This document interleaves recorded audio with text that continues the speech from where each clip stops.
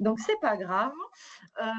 Donc, on a proposé de vous faire une présentation sur un projet de recherche qui est en cours et on souhaite vraiment insister sur le fait que voilà, on est vraiment sur le temps long de la recherche, donc un travail que nous avons commencé il y a désormais 2 ans, mais voilà, que nous ne considérons pas du tout comme étant abouti. Donc, c'est pour nous aujourd'hui l'occasion de tester finalement certains premiers résultats que l'on va vous partager aujourd'hui. Donc, avec Laurence, en sachant que c'est un projet qui est porté par une équipe de recherche dont vous voyez les noms des collègues apparaître sur cette première diapo. On va faire une présentation en 3 temps. Donc plutôt moi qui vais parler, puis Laurence me relaiera si nécessaire et puis on répondra évidemment aux échanges avec grand plaisir.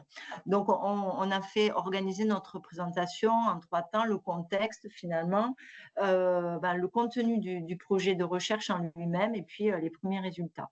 Donc, le contexte dans lequel on a construit ce projet de recherche qui s'intitule donc la notion de bien vivre territorial pour une lecture renouvelée des dynamiques territoriales et initiatives locales s'inscrit. Alors, je vais peut-être commencer par le dernier encadré, puisque en fait, on est vraiment une équipe de géographes et de chercheurs en aménagement et urbanisme. Donc, nous avons en commun, on va dire, l'approche première qui est l'approche spatiale, ce qui finalement n'est pas tout à fait commun dans les travaux qui existent depuis longtemps, y compris en géographie, sur le bien-être, la qualité de vie. Et donc là, je remonte au premier encadré en bleu, qui était cette proposition que nous avons souhaité faire de la notion de bien vivre territorial qui va un petit peu plus loin sur les liens sociaux et les liens au territoire, à l'espace, qui nous semblent souvent peu considérés dans les études, notamment sur la qualité de vie. Donc, on a identifié 3 ambitions qui sont l'attention portée aux pratiques habitantes et initiatives locales, articulant souvent des initiatives venant des politiques publiques et des initiatives venant de la sphère citoyenne, où on pourrait parler de la société civile. L'ambition aussi de comprendre de nouveaux enjeux territoriaux. Et là, je pense qu'il est important de savoir que non seulement nous sommes chercheuses, mais nous sommes aussi enseignantes. Et avec Laurence, nous sommes responsables d'un master qui s'intitule Action locale et projets de territoire.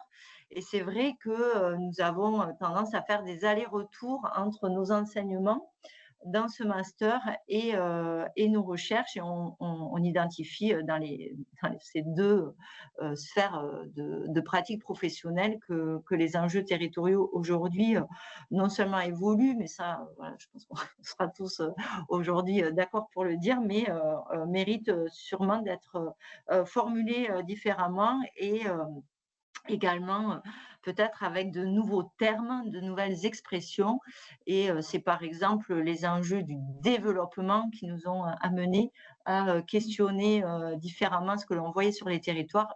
Le terme même de développement territorial nous amenant à être questionnante, on va dire. Voilà. Et puis, une troisième ambition, et on en reparlera à la fin de la présentation, c'est la compréhension de nouvelles pratiques et valeurs, qu'elles soient à la fois collectives et individuelles. Donc là, notre présentation est a priori beaucoup trop longue, donc il y a des diapos sur lesquelles je vais passer rapidement, en particulier celle-ci.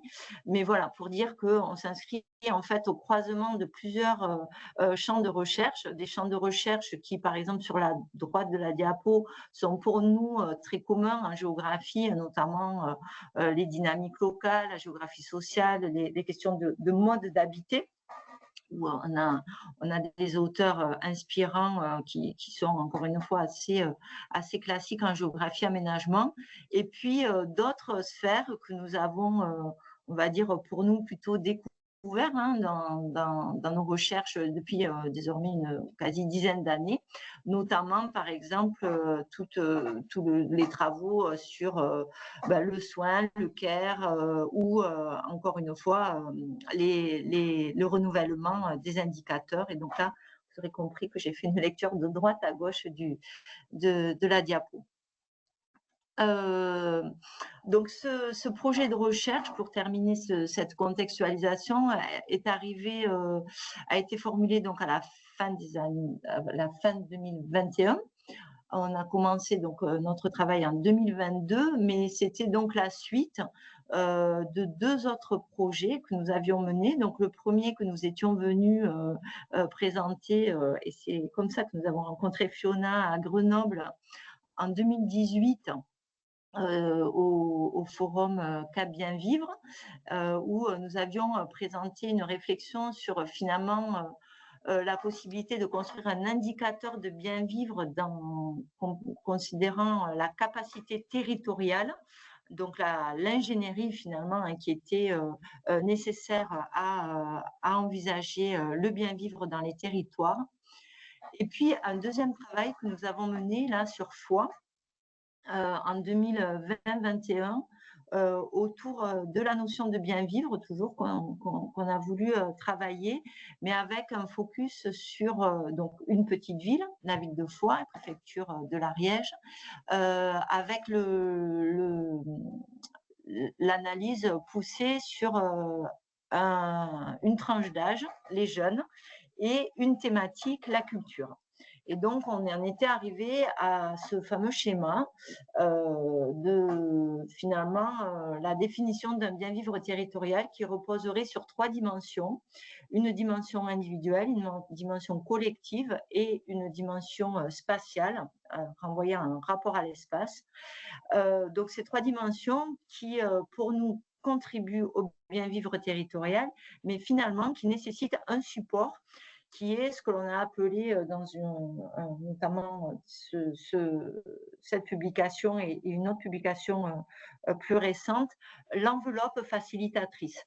C'est-à-dire qu'on a considéré que finalement ces 3 dimensions nécessitaient des politiques d'accompagnement, une ingénierie, et en cela on retrouve peut-être certaines réflexions, notamment je pense aux réflexions de Martha Nussbaum sur l'idée d'accompagnement hein, et de politique publique en vue d'une plus grande justice. Là, on retrouve un petit peu cette dimension facilitatrice de l'action territoriale. Donc, c'est à partir de ce travail que l'on a identifié, formulé notre projet de recherche avec un questionnement fort porté sur les référentiels de l'action publique, notamment face aux urgences et ampleurs des défis, les aspirations liées au mode et au lieu d'habiter. On a été très clairement, je pense, interpellés par tous les débats et les questionnements qu'ont pu susciter les temps de confinement et évidemment on va dire, conséquences liées à la crise sanitaire. Et on a souhaité prendre part, on va dire, au débat sur les évolutions des modalités et des aspirations sociales. Et puis, le dernier objectif hein, important de cette recherche, c'était le constat d'un cloisonnement de données qui sont produites pour reprendre des termes qu'utilise aussi Cap Bien Vivre, savoir ce qui compte dans la vie des habitants et les enjeux de pilotage de l'action locale nécessitent, selon nous, un décloisonnement des données produites, ce qui, bien entendu, est loin d'être simple. Donc nous, en tant que géographes et chercheuses en aménagement et urbanisme, notre point de départ, ça a été de rentrer par des territoires et de chercher donc à décloisonner et à, on va dire, affirmer ce que l'on peut considérer comme étant une recherche hybride. Donc, cette recherche hybride, elle appelle à croiser des approches, donc des approches habitantes et des approches par les initiatives locales, à croiser des données quantitatives et qualitatives. Et donc là, on a un gros travail dont on ne parlera pas aujourd'hui, mais sur les données quantitatives à l'échelle nationale. De croiser des questionnements, donc en géographie, en aménagement, mais aussi, bien entendu, avec d'autres disciplines, de croiser des terrains diversifiés, de croiser des thématiques. Et en particulier, comme on ne peut pas tout traiter dans un territoire, on a choisi certaines thématiques qui nous paraissaient importantes à creuser. Et puis de croiser donc des regards, notamment entre chercheurs et acteurs de terrain. Et à ce titre, on a organisé en 2024 une grande journée chercheurs-acteurs à Figeac, et on souhaite en organiser une autre en 2025 en Bretagne. Donc voilà nos 7 terrains étudiés, donc 2 terrains en Bretagne et 5 terrains en Occitanie. Donc je ne vais pas justifier ces terrains, nous pouvons les justifier, mais en tout cas, voilà, ce sont 5 terrains que nous avons investis, alors assez différemment finalement, et sur lesquels nous sommes, pour certains, encore en cours d'entretien, d'enquête. Donc à ce jour, voilà comment s'organise cette recherche, hein. On a bien 3 axes. Un axe 1 qui est une approche quantitative, un axe 2 qui est une approche habitante, et ça passe par des questionnaires, et un axe 3 qui focalise davantage sur des initiatives et des actions collectives. Donc on a environ 500 questionnaires, ce sont des questionnaires assez longs à renseigner, assez ouvert, quelques 80 entretiens donc auprès d'élus, d'agents et de la société civile, donc porteurs d'initiatives, soit en milieu associatif, soit plutôt ça peut être des acteurs économiques aussi. Nous avons donc ces trois principaux questionnements. Donc, nouveau regard sur la qualification des territoires et les ressources, la compréhension donc des modes d'habiter et la production et la formalisation d'une méthode de recherche contributive et située. Et donc ça, c'est vraiment très très important pour nous d'être voilà, les pieds, les bottes sur le terrain. Donc voilà pour les premiers résultats auxquels on arrive. Le temps est assez cool. Donc on arrive à ces premiers résultats qui finalement nous permettent d'alimenter les 3 dimensions qu'on avait qualifiées dès le départ, donc la dimension individuelle, la dimension collective et la dimension spatiale, avec de manière récurrente, et ce qui nous semble intéressant, c'est que cette récurrence apparaît quels que soient les territoires, de manière récurrente certains sujets. Donc par exemple sur la dimension individuelle, on a essayé de le mettre plutôt de manière hiérarchisée. La question du logement, de la santé et de la mobilité sont des sujets qui apparaissent absolument de manière constante. Pour ce qui est de la dimension collective, apparaissent les questions de solidarité, de faire ensemble, d'avoir des temps et des espaces communs, et également ça on l'a retrouvé dans tous les territoires, quel que soit le type de territoire et les trajectoires de ces territoires. Et puis la dimension spatiale nous est apparue tout à fait importante. Donc là, on a tout un travail aussi, je n'en ai pas parlé pour l'instant, mais d'observation, de questionnement aussi sur les lieux d'attachement. Qu'est-ce qui fait attachement et quels sont les lieux d'attachement? Quels sont les lieux appréciés, les lieux non appréciés? Et un des points qui nous apparaît vraiment important et qui recoupe d'autres travaux, notamment sur la place de la nature, sont confirmés, mais également l'importance pour beaucoup des personnes interrogées, qu'il s'agisse des habitants ou qu'il s'agisse des porteurs de projets, l'importance de ces lieux repères qui sont vraiment des lieux que l'on retrouve et qui sont énoncés avec tout un argumentaire. Pourquoi sont appréciés ces lieux? Qu'est-ce qui fait qu'on est bien dans ces lieux? Et qu'est-ce qui fait aussi, et ça c'est le dernier point qu'on avait déjà beaucoup travaillé avec les jeunes, qu'est-ce qui fait qu'on se sent accueilli dans certains lieux, et notamment donc une large place donnée à la qualité des espaces publics et à l'hospitalité de ces espaces publics. On pourra peut-être y revenir dans les questions, mais c'est un point qu'on avait beaucoup travaillé sur Foix, notamment donc avec les jeunes. Alors, à ces dimensions, ces trois dimensions individuelles, collectives et spatiales, donc on retrouve, on associe à nouveau cette fameuse enveloppe facilitatrice qui ici s'est retrouvée aussi dans les enquêtes, qu'elles soient par les questionnaires ou par les entretiens. On retrouve cette enveloppe facilitatrice qui repose finalement sur un certain nombre d'attentions, de positionnement. Alors, je ne vais pas tout indiquer ici, mais là, voilà, ce qu'on avait vu à travers l'étude sur la région à l'époque, donc la toute nouvelle région Occitanie, se retrouve dans nos territoires, qu'il s'agisse de territoires bretons ou d'Occitanie, avec notamment de nouvelles façons d'interagir, de nouvelles façons de faire monter des sujets, et également des façons importantes de s'intéresser à certaines problématiques. Et en cela, le sujet de la santé est apparu de manière très forte dans tous les terrains.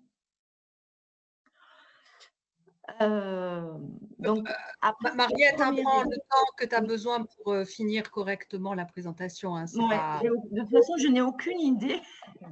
Ça fait un quart d'heure. Bon, ben voilà. Non, mais on va pas trop déborder, je pense. Donc, à partir de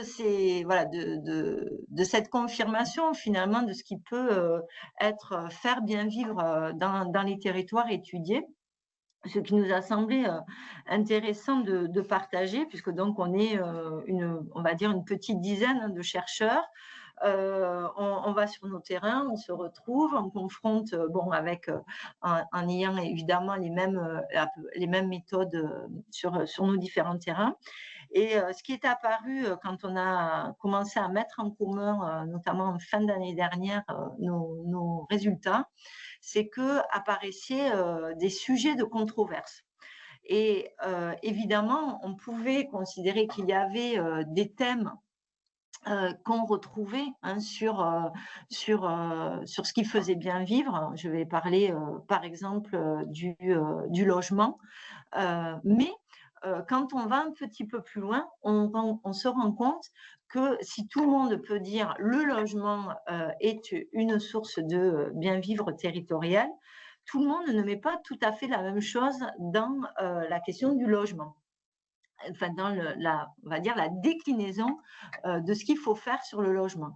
Donc, je prends un sujet qui est très simple, qui est celui, par exemple, de la mixité sociale. On a tous en tête que pour certains, finalement, produire du logement va être une source de mixité sociale et donc de faire venir sur les territoires de nouvelles probablement de nouveaux profils, par exemple, de territoire, de population, pardon. Et à ce titre, pour certains, ça va être source de bien vivre, d'avoir cette mixité sociale, cette diversité de profils. Mais par contre, pour d'autres, au contraire, ce qui va faire bien vivre, c'est la préservation de l'entre-soi. Et donc, créer du logement, c'est une chose, mais pour qui? Et donc là, on voit bien que finalement, sur toute une série de sujets, on va avoir des visions assez contrastées. Et c'est à partir de on va dire la liste de ce qu'on a identifié comme faisant controverse qu'on a organisé donc ces sujets en 3 thèmes.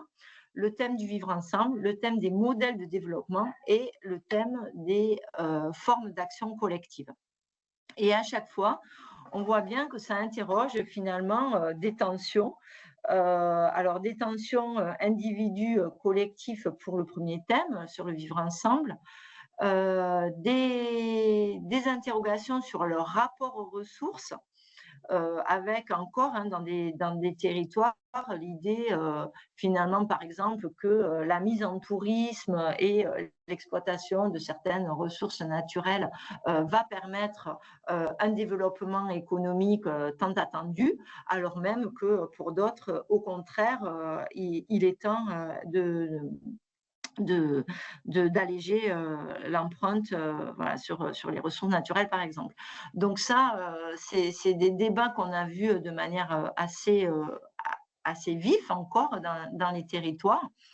Et de la même manière, sur les formes d'action collective, si peut-être dans certaines sphères, on a évidemment aujourd'hui l'idée d'une coopération, d'une cohabitation, d'un fonctionnement horizontal qui favoriserait le bien-vivre territorial. Pour d'autres, au contraire, c'est absolument pas acquis. Et donc là, à nouveau, c'est le troisième sujet. On a vraiment des interrogations fortes sur l'organisation de nos espaces démocratiques et de prise de décision. Donc, pour nous, c'est un vrai sujet. Ça nous a, finalement, c'est à la fois peut-être évident pour certains et puis très questionnant pour d'autres acteurs. Et bon, ça c'est un peu une insiste que je me permets de faire, mais presque des problèmes, je pense, de la réflexion et des travaux de recherche et des actions autour du bien vivre, c'est qu'on a tendance à être un petit peu entre nous. Et donc, finalement, quand on va tester des hypothèses sur, alors je reprends par exemple la coopération ou la mixité sociale, quand on va le tester dans certains territoires, c'est absolument pas vu comme une source de bien-vivre, et c'est plutôt vu avec des réticences ou on a vraiment des résistances à certains changements. Donc en cela, on a eu envie de réfléchir, et là, on en est là. Voilà, donc je vais vous partager la prochaine diapo, mais c'est un travail en cours sur finalement les systèmes de valeurs qui nous semble l'opposition, ou la confrontation peut-être, ou la difficile cohabitation de différents systèmes de valeurs qui expliquent un certain nombre de résistances au changement et le fait que cette notion de bien vivre territorial n'est pas forcément embarquante pour tout le monde. Donc voilà ce que je vous partage, c'est un travail donc en cours. Tout le jaune est notre production. Ce qui n'est pas écrit en jaune, on est parti donc de là, c'est un tableau qu'avait proposé Jean-Louis Guigou, qui a été pendant un temps directeur de la DATAR, donc l'ancienne ANCT, donc délégation à l'action territoriale du territoire et à l'action régionale, voilà.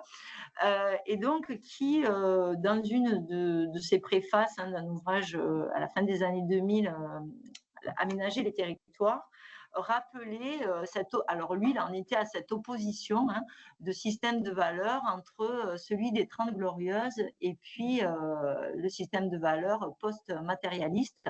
Et en cela, il reprenait les travaux d'Inglehardt donc sur les transformations culturelles, comment les valeurs des individus bouleversent le monde. Donc, ouvrage qui a été traduit récemment et paru aux éditions Presse universitaire de Grenoble. Donc, cette comparaison, elle nous avait interpellés déjà au début du projet, et il se trouve que je l'avais présenté aux étudiants et je leur avais proposer de compléter, de créer une troisième colonne. Et finalement, alors, je n'ai pas gardé trace de ce qu'ont fait les étudiants, c'est bien dommage, mais nous, on a refait l'exercice en finalement mobilisant les résultats de nos enquêtes. et en présentant donc finalement ce qui serait un système de valeurs du bien vivre territorial, en reprenant un certain nombre d'entrées où on aurait, par exemple, je prends la dernière ligne avec des 32 glorieuses qui ont évidemment considéré la nature comme une ressource infinie à exploiter. Un deuxième temps où la nature pouvait être un cadre de vie, devait être donc envisagée de manière durable, voire à protéger. Et puis aujourd'hui, on voit bien une réflexion tout à fait renouvelée sur le rapport, la place du vivant, notre cohabitation avec le non humain notamment. Donc, c'est un exercice en cours et ça va me permettre d'arriver à cette conclusion.